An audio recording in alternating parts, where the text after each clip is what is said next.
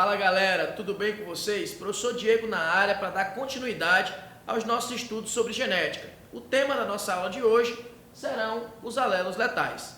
É importante que vocês tenham assistido antes dessa aula, pelo menos a aula de primeira lei de Mendel. Como assim pelo menos, professor? Porque além dessa aula nós temos uma gama de aulas que foram gravadas a respeito aí de casos especiais da primeira lei. Mas vamos aos alelos letais. Antes de começar a falar sobre um alelo letal, a gente precisa lembrar de alguns conhecimentos propostos lá na primeira lei. Quais foram, professor? Os conceitos de homozigoto e heterozigoto, onde eu tenho homozigoto, um par de alelos em que os alelos são iguais, sejam eles dominantes ou recessivos, né? E heterozigoto, um par de alelos em que eu tenho dois alelos distintos, né? Onde na maioria das vezes eu vou ter o quê? Um dominante e um recessivo. É aquela história do azão-azinho. Heterozigoto. Beleza. No cruzamento de heterozigotos, na primeira lei de Mendel, você tem a proporção fenotípica de 3 para 1 no resultado lá na prole, na geração F2. O que é isso, Diego? Daí a importância de você ter visto a aula anterior de primeira lei de Mendel. Mas te explico agora.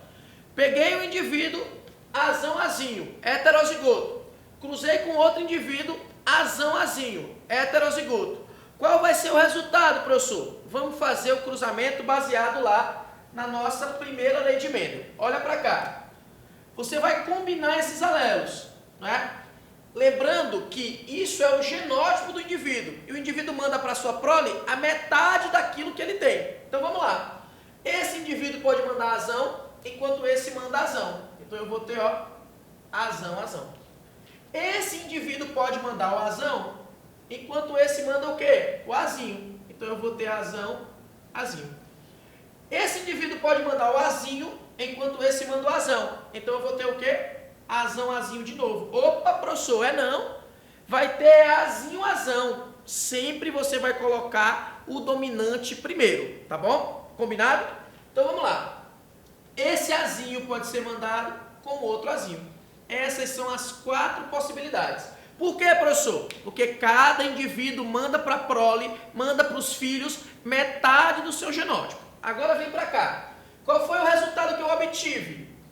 3 indivíduos, ó, 3 indivíduos nascerão com o fenótipo dominante.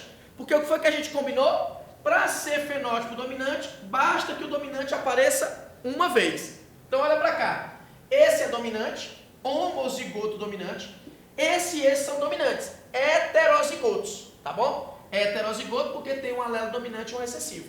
Professor, e por que não expressa os dois mesmo? Eu esqueci. Porque basta o dominante aparecer uma vez, porque a força de expressão dele é maior.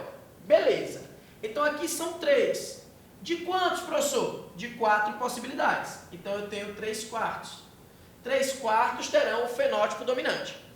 1 quarto, ó, tá vendo? O total não é 4? Então a fração que representa isso aqui é 1 sobre 4. 1 quarto terá o fenótipo recessivo. 3 quartos são dominantes, 1 quarto recessivo. Isso, pessoal, para a primeira lei. Isso aqui, ó, para primeira lei. Só que a gente está trabalhando com alelo letal. Os alelos letais, eles foram observados por um biólogo chamado de Lucien Queneau, né, que viveu de 1866 até o ano de 1951 e fez esse estudo sobre alelos letais em 1904. Por que eu estou falando de ano? Por que eu estou falando da época? Para que você tenha ideia de que quando os alelos letais foram descobertos, o Mendel já tinha morrido. Então isso faz parte de uma genética pós-Mendel. Eita, professor, pois então o Mendel não é o pai da genética. É, pessoal, porque o alelo letal só foi descoberto por causa da proposição da primeira lei de Mendel. Se eu não tivesse a primeira lei, não teria exceção. Como é que eu vou ter exceção sem ter regra? Então, a regra da genética vem do Mendel. As exceções é que vieram com a redescoberta do trabalho do Mendel. Uma das exceções é o alelo letal, visualizado aí por Lucien Queneau. Professor, e por que ele descobriu que existia esse alelo letal? Primeira coisa que tu precisa lembrar é o que é letal. Letal é aquilo que gera a morte do indivíduo. Beleza? Professor, vai matar o indivíduo antes de nascer? Depende. Alguns alelos, né, matam o indivíduo ainda durante a formação do embrião, ele não chega nem a nascer, né, vai haver um aborto espontâneo. Outros matam o indivíduo antes da fase reprodutiva e alguns matam o indivíduo em uma idade até um pouco mais avançada, onde esse indivíduo já pode ter até se reproduzido, tá bom? É aí que são os chamados alelos semiletais, né? Eles não matam o indivíduo no início da vida, o indivíduo consegue se reproduzir, mas chega a determinado estágio que por causa daquele alelo, o indivíduo vai acabar morrendo. Beleza. Então, o alelo letal gera a morte. O que foi que o Coenot observou? Cruzando camundongos, para tentar padronizar e visualizar a descendência nesses camundongos, simulando aqueles experimentos da primeira lei de Mendel, o Coenot observou que do cruzamento de camundongos heterozigotos, ou seja, amarelos que não eram puros, nascia o quê? Uma proporção diferente do que eu espero aqui, ó. O que eu espero desse cruzamento? Eu espero 3/4 para 1/4, não é isso? 3 serão dominantes, 1 será recessivo. Só que o Coenot observava outra coisa. Sempre a proporção da prole dos camundongos não seguia o padrão da primeira lei. Ela seguia um padrão letal. Como assim letal, professor? Ao invés de nascerem 3 aqui, só nasciam 2. Aqui continuava nascendo 1. Lembra que essa fração aqui tinha um denominador 4. Só que agora tu vai usar o denominador 3. Por quê? Porque o denominador aqui vai ser exatamente a soma dos numeradores aqui, ó. Então 2 mais 1, 3. 2/3, 1/3. Professor, estou sem entender. Cara, sempre um camundongo morria. Como é que ele chegou à constatação, professor, que o camundongo que morria era o homozigoto dominante?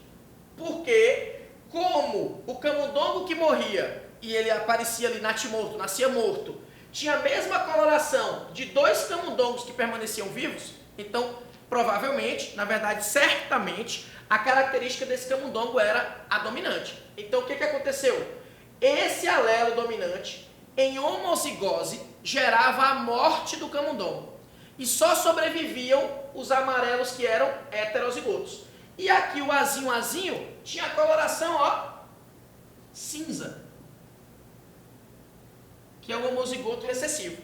Então, o que é um alelo letal? É o alelo que, quando expresso geralmente em homozigose, pode haver em heterozigose, professor? Pode, é mais raro, mas pode. Mas quando ele é expresso, ele gera a morte do indivíduo. Nesse caso, o alelo que matou o camundongo, ou que gera a morte dos camundongos, é o alelo azão, tá bom? É o alelo azão. Quando é que ele gera a morte? Quando ele está em homozigose. Professor, agora eu lhe peguei. E como é que aparece esse indivíduo azão-azinho? Cara, o indivíduo heterozigoto aqui tem que ter herdado esse azão de outro indivíduo que também heterozigoto, tá bom? Então o azão nunca vai ter vindo desse cara aqui, ó. Lembrando que o alelo letal aparece por uma mutação nos alelos, tá certo?